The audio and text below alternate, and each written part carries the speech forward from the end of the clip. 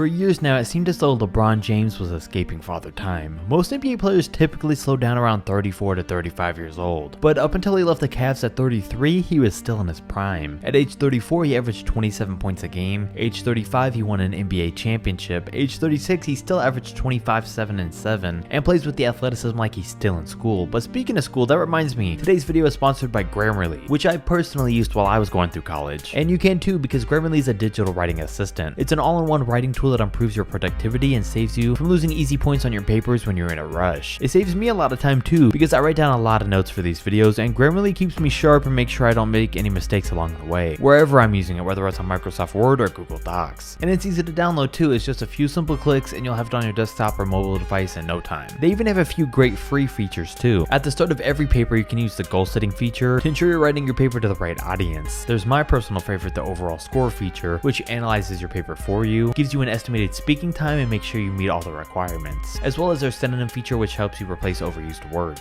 So get the perfect holiday gift to make sure you're prepared when school's back in session with tools like Grammarly. And it's free, so why not? Go to Grammarly.com/sweat to sign up for a free account. And if you'd like to get extra features, upgrade to Grammarly Premium for 20% off to help you save time and work more efficiently. Shout out to them. Now back to the video. So in terms of productivity and statistics, it's safe to say that LeBron has by far lasted longer and been better than anyone in league history as he's aged into his late 30s. But it's coming to a screeching halt, just like we've seen with some other greats throughout NBA history. Take Kobe Bryant. At 34 years old, he was averaging 27, 6, and 5, still playing and dunking on people like he was 24. It looked like one of the greatest of all time could do this at a high level forever. It was hard to imagine him ever slowing down, with him playing 48 minutes a night late into that season. But then he tore his Achilles, and that ultimately ended his NBA career. And it's happened a lot slower for LeBron, but it's still going on. 2018, he played all 82 games, but ever since then it's been downhill. 55 games in 2019, 67 in 2020, 45 in 2021. And so far this season, he's already missed games with injuries. Robert Parrish was able to play in the league for 21 seasons and holds the record for most all-time career games played. He was known as the Iron Man of the league for a long time. I mean, to put it into perspective, LeBron's still 3.5 full seasons away from beating that record. But then again, Parrish stopped playing at a high level in year 17. He'd go on to play in a lot more games, but was far away from his best at that point. But no matter what you try and do to prevent it, Father Time will get every player at some point in time. Tim Duncan's a perfect example. He had all the load management a player could possibly have. He played limited minutes, and he played with the smallest amount of athleticism that a player could use, and it still wasn't enough for him to play too much longer than most. His longevity was still impressive though. He really stopped playing like himself at 34, but still managed to be an all-star at 38, then retired at 39 years old as an NBA champion, which is the age LeBron James will be in 2 seasons. Now currently LeBron James is in year 19, which was John Stockton's last season. He played 19 years in his career. Even for someone who didn't use a ton of athleticism or put a lot of damage on their body like Stockton did, it wasn't enough to escape Father Time. John played all 82 games of the season in 16 out of his 19 years in the league, including his last 4. He never faced any major injuries and even averaged over 7 assists in his last year. But once he hit 40 years old, it was clear that it was time for him to call it quits. John maximized how long he could play for, but even his game fell off soon after he turned 34. Well, on the other hand, Karl Malone was much of the same way, and he played with much more of a high intensity, high impact style, but was still able to play just as many seasons as John and remain just as durable, which meant that he played 19 years. And it's crazy that year 19 John Stockton was averaging 10 and 7 and Malone was putting up 13 and 8 for the Lakers, while LeBron James today is currently putting up 26, 7, and 7 in year 19. When you put it into that perspective, it hits a little different. As for Malone though, he played in at least 80 games in 17 seasons, playing in all 82 for 5 years in a row at one point. And he actually played great for a long time, putting up 20 and 8 even when he was 39. But when John Stockton retired, Malone only played one more year for the Lakers, then retired too. No matter how long his career lasted, it too eventually fell off. Dirk Nowitzki had a 20-year career and was putting up 18 a game at 37 years old thanks to the low amount of athleticism his game required. His fadeaway put years back on his career, he didn't suffer to any major injuries, and the fact that he didn't do too much high impact jumping on offense or defense for a big part of his career really helped him out. Dirk was one of those guys that, thanks to the way he played and his size, made you think that he could just play forever. But he also slowed down at age 40 and only put up 7 a game. Even a freak of nature like Wilt Chamberlain was no match for Father Time. Even though at the end of his career he was dominant over his competition thanks to his size, strength, and athleticism, that pretty much faded away by the time he was 36, when he'd only averaged 13 and 18 in his last ever season. Sure, he was putting up Rudy Gobert type numbers that year and still helped his team to a finals appearance, but we all know there was nothing on his 50 and 25 that came from his prime. I mean, even look at the GOAT Michael Jordan. He didn't play that much worse than the Wizards because it was a bad team or because he took 3 years off. It was because he was almost 40 at that point and Father Time had its effects. Sure, he beat Michael Kidd Gilchrist one-on-one when he was 50, and there were rumors he was was gonna try to make a comeback at that age, but you'd be crazy to believe that he could have actually done it and kept up. But then there's Kareem, who's pretty much been the poster child for longevity since his playing career, because he made a huge impact all the way up until he retired. Now, a lot of it does have to do with him playing with Magic Johnson, but thanks to his skyhook and ability to adapt to playing with less athleticism, Kareem still had a lot of personal achievements all the way up until his last game. He made the All-NBA first team at 36 and 38 years old, won Finals MVP at 37, made the All-Star team every single year from age 31 to 41, and won championships with Magic at 37, 39, and 40 years old, while also putting up 23, 6, and 3 until he was 38. It's safe to say Kareem had the biggest impact on the league at the oldest age, and until we can see what LeBron can do up until he's 40, he'll keep the spot. So even if you think a guy like Steph Curry or Kevin Durant today could play forever, it should be clear by now that they can't. With the way Steph can shoot, I know it's hard to imagine him having to hang it up one day, and with KD's size, I'm sure he'll be unstoppable until he's 40, but one day his day will come too. But tying this all back, if LeBron James wants to take Kareem's spot as the all-time most durable player, there would be no other player to do it than the guy that spent over $1 million a year on his body since early in his career. But even LeBron will cut it close here because Father Time's already starting to show its effects. After no major injuries his entire career, ever since getting to the Lakers, they've started, and after always making all of his teams better, he's struggling to do so now. His first season with the Lakers, they finished 28 and 27 in games that he played before his groin injury, and now they're struggling this season too. Of course, they did have a championship in between there, but this is the start of where things go downhill for players. They don't play as expected for one season here and there. They pick up a couple out of the ordinary injuries a few times, then soon that just becomes normal and they keep happening. I'm not saying James is done today, tomorrow, or even next year, but I'm saying we're finally starting to see some of the effects. So what does this mean for his future? How much longer can he keep things up? Can he still break the all-time scoring record? Can he make it in time to play with his son in the NBA? Well, as for the all-time scoring record, it's already a lot. He currently sits 2,600 points away from the record. At his current pace, if he stays healthy for the rest of this year and avoids any more suspensions, he'll finish it needing about 1,300 more points to break the record, which means next year he'll only need to average his current 26 points per game for 50 games. Or accounting for injuries that may come up, he'll only need 21 points per game for 60 games. So I think it's safe to say we're already looking at the all-time scoring leader. As for playing with Bronny, in the past I had doubts because as a sophomore it looked like Bronny was going to have to play 3 or 4 years of college if he was going to even make it to the league. But after seeing how he's come out in his junior season, I think that by the time he's in college, he could definitely be a one and done player, which would put him in the league in the 2024 and 25 season, which is 3 seasons away. And you'd be crazy to think that LeBron will be out of the league in just 3 years, assuming he stays away from any major injuries. So in his future, I'm seeing him become both the all-time scoring leader and setting the achievement of being the first ever father to play in a game with his son. With Father Time, we don't know how good LeBron will be by then, and who knows, Bronny might be able to outplay him. All I know is there's going to be some exciting things going on all the way up until the end of LeBron James' career.